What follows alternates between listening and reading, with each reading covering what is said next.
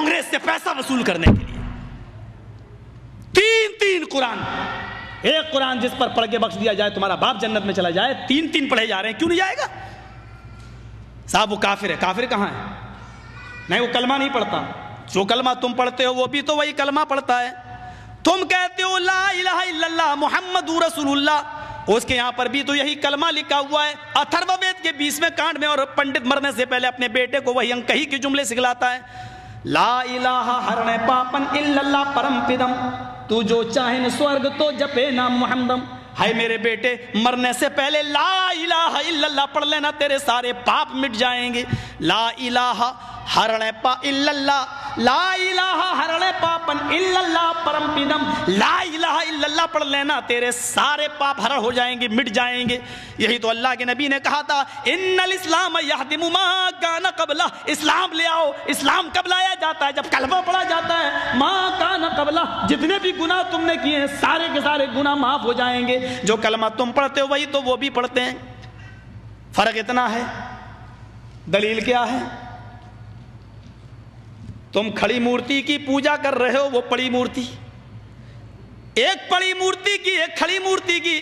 یہ شنکر بھگوان کی مورتی ہے, یہ بڑے پیر صاحب کا یا نظام الدین اولیاء کا مزار ہے, یہ احمد رضا خان کا مزار ہے. یہ کھڑی مورتی ہے, یہ پڑی ہے. جو کام اس پہ ہو رہا ہے وہی کام تو اس پہ بھی ہو رہا ہے. ورنہ مجھے بتا دو, ہندو چنری چڑھائے مورتی پہ تو کافر, تم چادر چڑھاؤ تو پکے مسلمان, وہ ہار ڈالے تو کافر, تم پھول برساؤ تو پکے مسلمان. یہ کوئی چیز کھانے کی مورتی پہ چڑھائے تو کہے پرساد, پرساد کھانا حرام. یہاں پر کوئی چیز چڑھائی جائے اس کو کہو تبرک ہے, اور یہ کھانا بڑا مبارک. ہندو مورتی دھو کر اس کا پانی پیے اور کہے کہ یہ گنگا جل سے زیادہ پاک و پوتر ہے, اس سے بیماریاں صحیح ہو جاتی ہیں. مسلمان عرس کے موقع پر قبر دھو کر پانی اس کے بوتلوں میں بھرے اور کہے کہ اس کے آگے تو زمزم بھی فیل ہے, تو یہ پکا مسلمان. جو کام اس پہ ہو رہا ہے وہی کام تو اس پہ ہو رہا ہے. اور آج میں فتویٰ دینے کا عادی نہیں ہوں, لیکن آج جذبات میں ہوں, میں یہ فتویٰ دے کے چلا جاتا ہوں. میرے پیارے ساتھیوں, اللہ کی قسم, اگر بھارت کے اور پاکستان کے, ہندوستان اور پاکستان کے, ہندوستان کا یہ 20 کروڑ مسلمان اور پاکستان کا وہ 15 کروڑ 10 کروڑ مسلمان, اگر یہ چادر چڑھانے کے بعد, چنری چڑھانے کے بعد, تبرک کھانے کے بعد اگر یہ جنت کے اندر چلا گیا, تو کعبے کے رب کی قسم کھا کے کہتا ہوں کہ بھارت کا 60 کروڑ ہندو بھی ایک ایک کر کے جنت میں چلا جائے گا. اور اگر بھارت کا ہندو جنتی نہیں ہے تو اتنا یاد رکھنا کہ پھر تم اپنے مسلمان ہونے کا سرٹیفکیٹ پیش کرو. تم وہ جہنم میں کیوں جائے گا؟ اگر وہ ان کاموں کی وجہ سے جہنم میں جا رہا ہے تو تم یہ کام کیوں کر رہے ہو؟ تمہارے اندر یہ کام کیوں پائے جا رہے ہیں؟ تم بھی تو وہی کام کر رہے ہو. ارے اس نے تو پھر بھی مورتی لگا رکھی ہے, تم نے تو پتہ نہیں کس کو گاڑ دیا اور نام ہی اس کے بدل دیے. اللہ جانے اس میں حقیقت میں وہ ہے بھی یا نہیں ہے. مسجد میں ہوں, اللہ کے گھر میں, اللہ کے گھر سے بڑی کوئی جگہ نہیں ہوتی ہے. میں نے بنارس میں اپنی آنکھوں سے دیکھا, اپنی آنکھوں سے, ننگا بیٹھا رہتا تھا. جینیوں میں جیسے ننگے بابا ہوتے ہیں نا, انڈیا والوں کو اچھی طرح معلوم ہوگا, وہ گھومتے ہیں آگے اور پیچھے پیچھے عورتیں چلتی ہیں, ان کے دودھ سے نہلایا جاتا ہے. جو گربوتی عورتیں ہوتی ہیں وہ دودھ جب بہتے ہوئے اس بابا کی شرمگاہ کے پاس سے آتا ہے تو اس کو بھر لیتی ہیں, گربوتی عورتوں کو پلایا جاتا ہے تاکہ بچہ نیک پیدا ہو. میں نے نوائے اسلام میں ایک موضوع لکھا تھا کہ اس سے بچہ نیک پیدا ہوگا یا بے شرم, یہ تو خود ہی پتہ چلے گا. کیس چل گیا تھا میرے اوپر.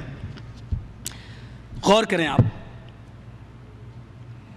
ننگا بیٹھا رہتا تھا, ایک ٹائم کی نماز نہیں پڑھتا تھا, اس کو وضو بنانا نہیں آتا تھا. مر گیا جب وہ, اس کا مزار بنا دیا گیا. 3 سال کے بعد اس کا نام رکھ دیا گیا ننگا بابا. نام بھی ہے ننگا بابا. ان کو نام بھی ایسے ہی ملیں گے, اللہ کی قسم ان کو صحیح نام بھی نہیں مل سکتے. ننگا بابا.